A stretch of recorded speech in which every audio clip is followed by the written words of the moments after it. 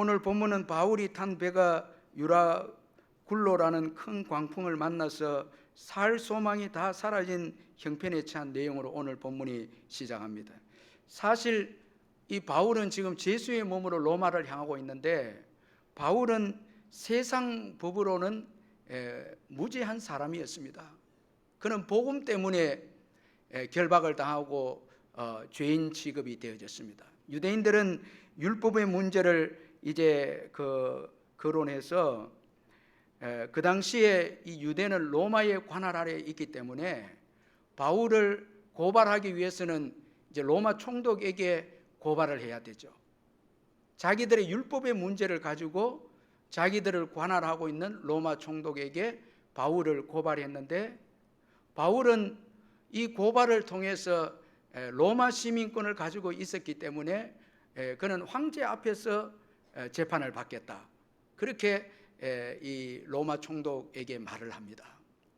자, 이거는 궁극적으로 바울이 로마도 보아야 하리라는 그 복음 전도의 비전 때문에 그는 로마로 가서 재판을 받고 복음을 전하기 위해서 가이사 황제 앞에서 재판을 받겠다, 그렇게 말한 것이었습니다.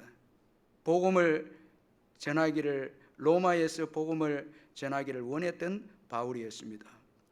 이제 바울을 태운 배는 선장과 선주의 말에 따라서 위험한 시기에 출항을 하게 되는데, 앞에서 말한 것처럼 선교 여행도 다니고 또 하나님의 인도를 받은 이 바울은 어느 때가 위험한 시기인 것을 잘 알았죠. 배가 항해할 때 위험한 시기를 잘 알았는데, 그는 지금 항해를 하게 되면 큰 손해를 입게 된다고 충고했지만, 그 당시에 모든 결정권을 가진 이 로마 백부장은 선장과 선주의 말을 더 믿고 이제 출항을 하게 되어졌습니다. 처음에는 순항을 했던 배가 얼마 안 돼서 유라굴로라는 광풍을 만나게 되었습니다. 이로 인해서 배는 바다의 풍랑에 의해서 표류하게 되고, 배를 탄 사람들은 다 소망을 잃고 말았습니다. 그래서 오늘 보면 20절에 여러 날 동안 해도 별도 보이지 아니하고 큰 풍랑이 그대로 있음에 구원의 여망마저 없어졌더라, 그렇게 말씀하고 있습니다. 여러분, 이 유라굴로 풍랑 앞에서 사람들이 의지했던 모든 것들은 다 버려져야만 했습니다. 자, 이 화물이 먼저 버려지게 되고 짐이 버려집니다. 그 당시에 이제 화물을 싣고 이제 가는 배였기 때문에 여러분, 거기에는 굉장한 그 재물의 이익이 있지 않습니까? 그러나 큰 풍랑 가운데 짐을 바다에 다 이제 버려야 했고, 배의 기구들도 다 버렸습니다. 자, 여러분, 이 풍랑이 오면 세상에 의지하던 것을 다 버려야 된다는 것입니다. 정말 어려운 일이 오면 생명이 귀하기 때문에 세상에 의지할 것을 우리는 다 버리게 되는 것입니다. 사실 지금 우리가 의지하는 것이 있죠, 세상적으로. 그런데 큰 풍랑이 오면 우리가 의지하던 것들도 진정한 이 의지가 될 수 없다라는 것입니다. 바울은 먼저 절망에 처한 사람들에게 지난날 자신의 말을 듣지 않은 것에 대해서 말씀을 하고 있습니다. 이것은 과거의 죄를 덜추어내어서 그들을 책망하겠다는 이런 바울의 의지보다는, 과거의 그들의 잘못을 이제 지적하는 것은 자신이 했던 과거의 말이 옳았음을 깨우쳐 주는 것이고, 이로 인해서 이제부터 지금 말씀하는 것을 더욱 신뢰하도록, 그렇게 하기 위해서 과거의 그들의 잘못을 지적하고 있다라는 것입니다. 지금 이제부터 하는 바울의 이 말은 하나님이 주신 말씀이기 때문에 이건 반드시 믿어야 되거든요. 사람들이 반드시 믿어야 되기 때문에 과거에 자신이 옳았다는 것을 지금 다시 한번 강조하고 있다는 것입니다. 바울은 먼저 절망 가운데 있는 자들에게 안심하라, 그렇게 말씀합니다. 아무도 생명에는 손상이 없고 배만 손상이 있을 것이다 말씀합니다. 여러분 22절 같이 한번 읽어보겠습니다. 22절 시작. 내가 너희를 권하노니 이제는 안심하라. 너희 중 아무도 생명에는 아무런 손상이 없겠고 오직 베푼이리라. 자, 여러분 절망 가운데 있었던 사람들에게 바울이 가장 먼저 한 말씀은 이제는 안심하라라는 말씀입니다. 자, 마음의 안심이 가장 우선순위임을 말씀해 주고 있습니다. 자, 여러분 우리가 어려운 일 당하고 힘든 일 당할 때 최고 중요한 것은 마음입니다. 자, 어려운 큰 폭풍과 같은 어려움이 있을 때 마음이 두려워하고 급하고 원망하고 마음이 평안하지 못하면 그 폭풍을 이겨낼 수가 없다라는 거예요. 아무리 어려운 일이 주어져도 마음이 담대하고 마음이 평안하면 이깁니다. 이 마음을 다스리지 못해서 대부분 사람들이 성공해서 다 나락으로 떨어진 경우가 많죠. 바울은 오늘 본문에 두 번에 걸쳐서 안심하라 말씀하고 있습니다. 22절에서 안심하라, 25절에서 안심하라 그렇게 말씀합니다. 그런데 이 안심은 사람에게서 나오는 것이 아니다는 것입니다. 이 안심은, 이 평안한 마음은 하나님으로부터 나오는 것임을 오늘 성경은 말씀하고 있습니다. 자, 바울은 어젯밤에 하나님을 만났기에 오늘 배를 탄 사람들에게 안심하라 그렇게 말씀하고 있습니다. 하나님의 음성을 들었기에, 하나님의 위로의 말씀을 들었기에 바울은 사람들에게 안심하라 그렇게 말씀하고 있습니다. 자, 우리 23절 24절 한번 읽어보겠습니다. 시작. 내가 속한 바 곧 내가 섬기는 하나님의 사자가 어젯밤에 내 곁에 서서 말하되 바울아 두려워하지 말라. 내가 가이사 앞에 서야 하겠고 또 하나님께서 너와 함께 항해하는 자를 다 내게 주셨다 하였으니.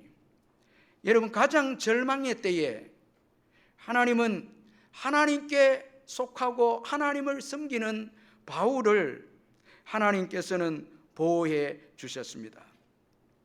바울 곁에 계셨습니다.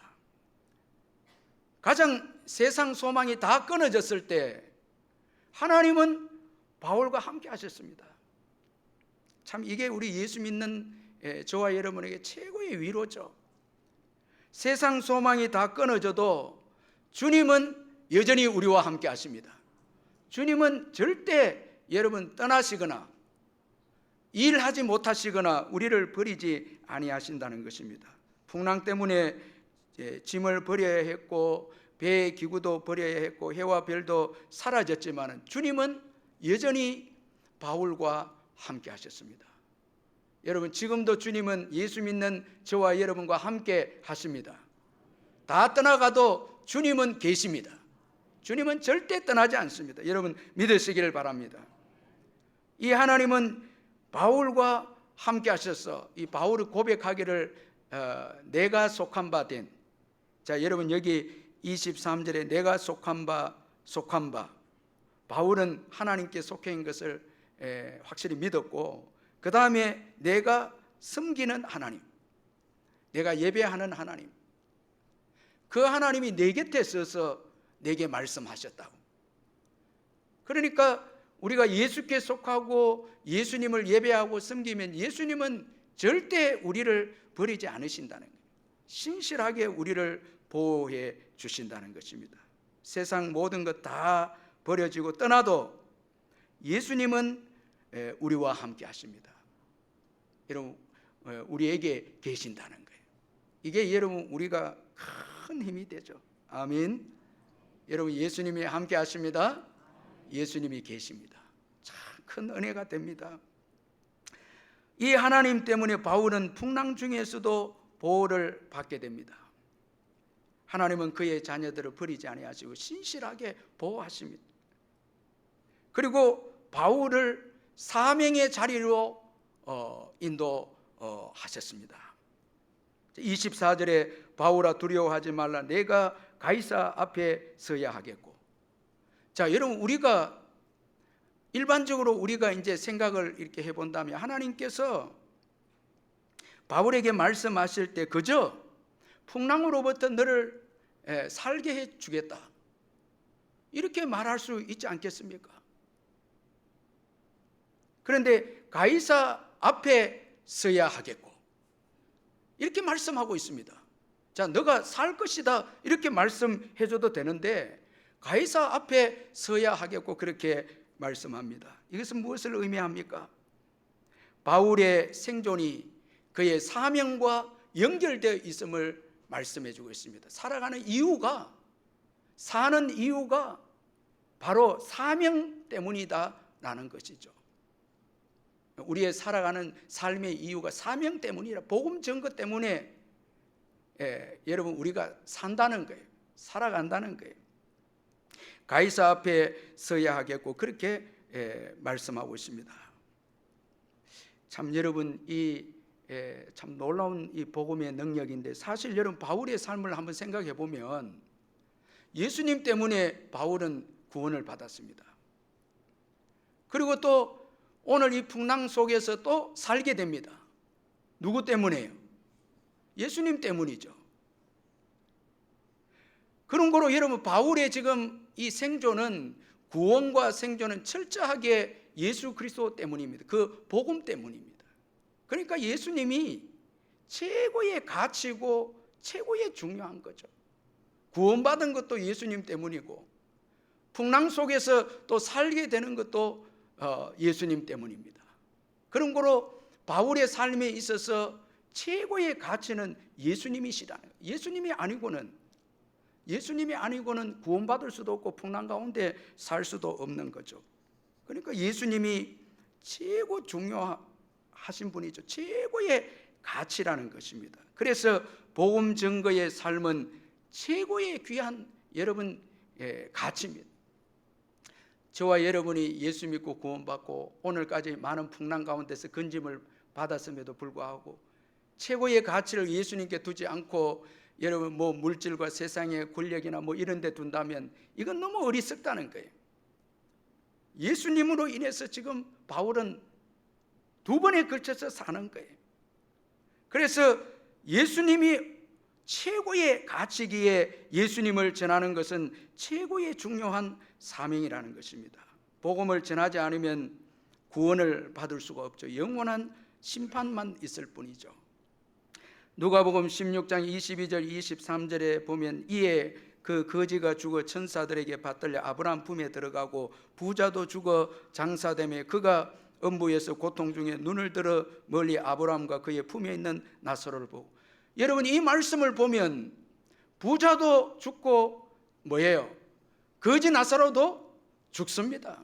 그러면 이 땅에 있는 모든 것은 다 지나가는 거예요. 다 지나갑니다. 여러분 뭐 부자 너무 부러워할 필요 없어요. 다 뭐 한다고요? 다 지나갑니다. 병도 뭐예요? 다 지나갑니다. 부귀영화도 다 죽음이 있다는 건 다 지나가는 거예요. 정말 중요한 것은 이 땅 이후에 있는 다음 세계입니다. 다음 세계가 중요하죠. 자, 여러분 이 16장에 나온 어리석은 부자는 다음 세계를 준비하지 않았다는 거예요.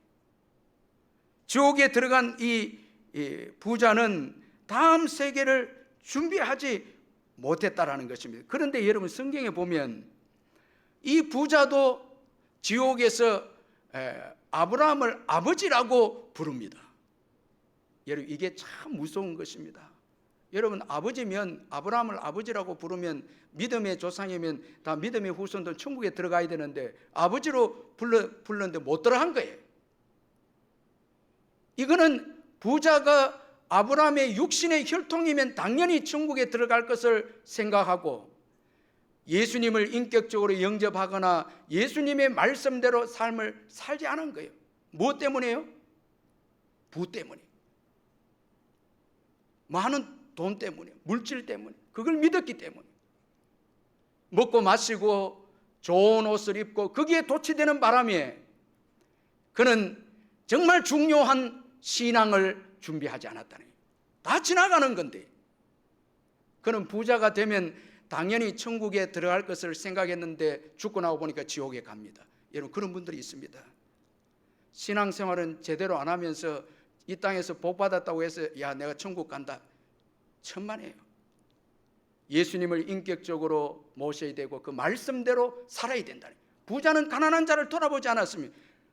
거지 나사로에 대해서 조금도 돌아보지 않고 자기만을 위해서 살았습니다. 믿음이 없다는 증거였습니다. 다 지나가는 거죠.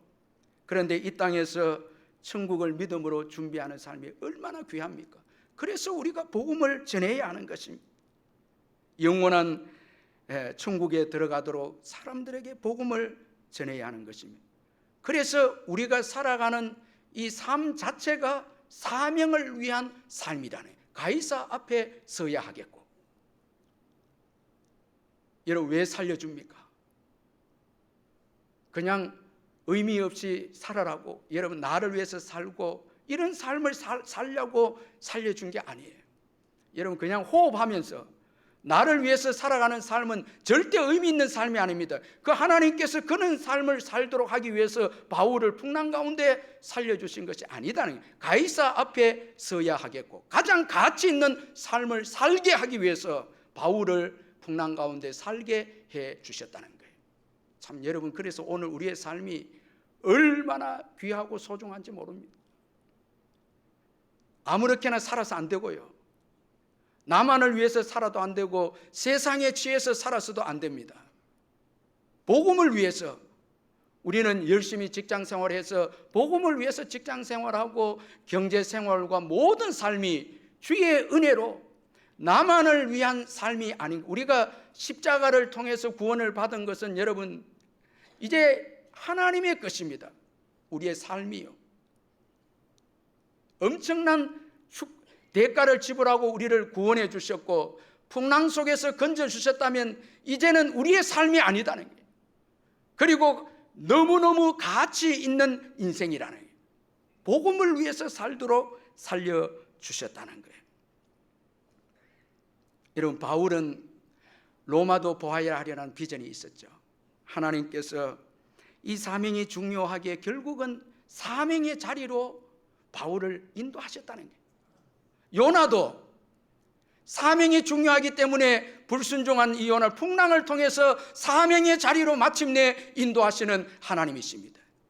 우리 하나님은 우리 모두를 어떤 방법을 통해서든지 요나든 바울이든 사명의 자리로 이끄심을 믿으시길 바랍니다.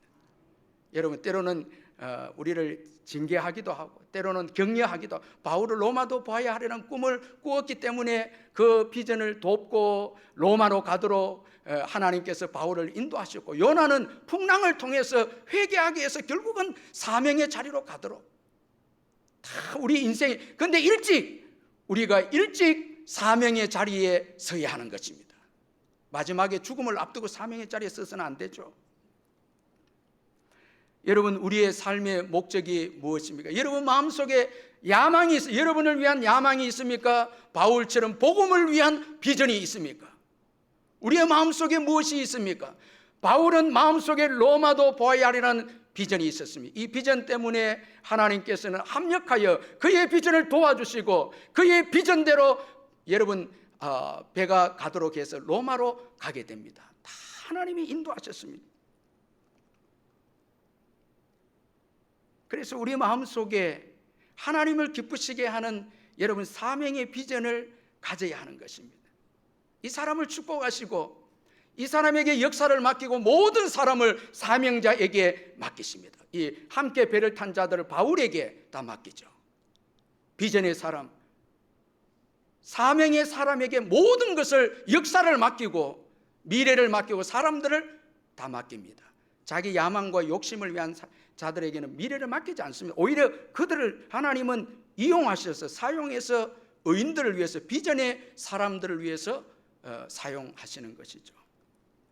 자, 이처럼 하나님은 바울에게 임재하셨기에 바울은 이 임재와 말씀을 통해서 이제 배에 있는 사람들이 안심하라, 하나님이 은혜를 주셨기에 안심하라, 그렇게 말씀하고 있습니다.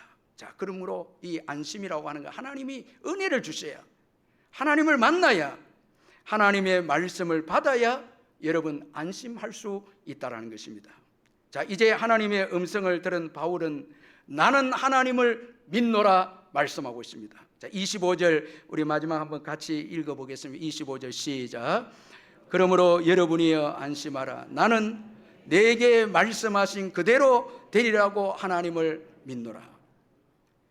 여러분, 이 말씀 속에는 사명자는 어떤 자가 사명자인가 보여주고 있는데 하나님을 믿노라 고백하는 자입니다.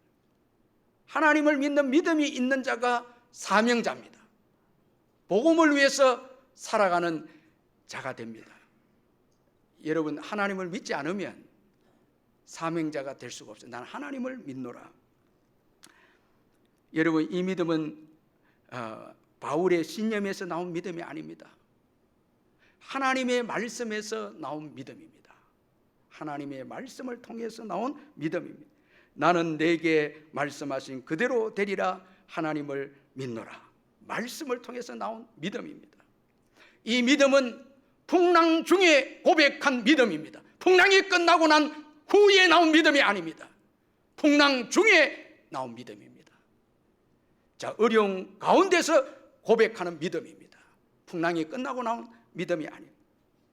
그리고 이 믿음은 세상 사람들에게 선포하는 믿음입니다. 자, 지금 여러분 풍랑으로 인해서 두려워하는 자들에게 하나님의 임재를 고백하고 나는 하나님을 믿노라, 말씀하신 대로 하나님을 믿노라, 지금 세상 사람들에게 여러분 선포하는 믿음입니다.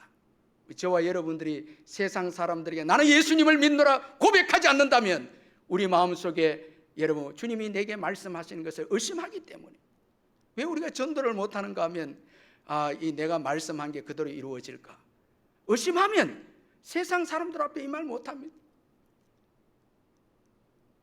정말 여러분 믿지 않는 자들 향해서 나는 하나님을 믿노라, 이 말씀을 할 수 있어야 사명자입니다. 그 이상중 목사님의 두려움 너머의 삶이라는 그 책을 보면 여러분도 잘 아는 미국 프로농구 선수 이 스테픈 커리를 소개하고 있는데, 이 스테픈 커리는 청소년 시절부터 이 농구의 가능성은 보였지만 키가 너무 작고 또 왜소한 탓에 무명의 대학에 진학해야 했는데, 그는 또 거의 3년 동안 고질적인 발목 부상으로 경기를 제대로 뛰지도 못했는데, 모두가 거기까지 이 스테판 커리 한계다고 이렇게 이야기했는데, 커리는 두려워하지 않고 도전했어요. 작은 키와 단점을 극복하기 위해 3점 슛을 그는 이제 그 자기만의 방법으로 개발하고 연구했는데, 또 많은 연습을 통해서 빠른 속도로 슛을 이제 날리면서 블로킹을 당하지 않게 되는 이런 기술들을 개발해냈는데, 그가 소속된 골든 스테이트 이 워리어스는 73승을 이렇게 하게 되는데, 마이클 조단의 이 시카고 불스가 세운 한 시즌의 최다승보다 더 그 최다승 기록을 깼습니다. 무엇보다도 그는 미국 농구계의 패러다임을 바꾸어 놓았다는 점에서 주목을 받고 있는데, 그전엔 장신 센터들, 키가 큰 농구 선수들이 주도했고, 그 다음에 화려한 포워드들이 득점을 주도하면서 농구 경기를 했는데, 이 커리가 3점 슛을 통해서 농구판을 바꾸어 나와버린 거예요. 그는 미국 프로농구 역사상 가장 높은 3점 슛 성공률을 기록하면서 2년 연속 MVP를 수상을 했는데, 그가 이렇게 열악한 환경을 어떻게 극복했을까 많은 분들이 궁금했는데, 그는 독실한 크리스찬이었습니다. 그는 자신의 신발 발바닥에 이런 글귀를 뚜렷하게 적어 놓았다고 합니다. 내가 모든 것을 할 수 있느니라, 내가 모든 것을 할 수 있느니라. 이 빌립보서 4장 13절 말씀을 인용해서 내게 능력 주시는 자 안에서 내가 모든 것을 할 수 있느니라, 이 말씀을 믿고 붙잡고 자신의 모든 그 한계를 뛰어넘었다라는 것입니다. 커리는 최근 힘든 시기를 극복하게 해준 그에게 또 하나의 또 의미 있는 성경 구절 로마서 8장 28절을 그는 많은 사람들에게 공개를 했는데, 우리가 알거니와 하나님을 사랑하는 자고 그 뜻대로 부르심을 입은 자들에게는 모든 것이 합력하여 선을 이루느니라 라는 이 말씀이죠. 이 말씀으로 그 최근에 또 어려운 힘든 시기를 극복했다고 오디오 방송에서 많은 사람들에게 간증을 했습니다. 여러분, 저와 여러분은 누구를 믿고 있습니까? 무엇을 의지하고 있습니까?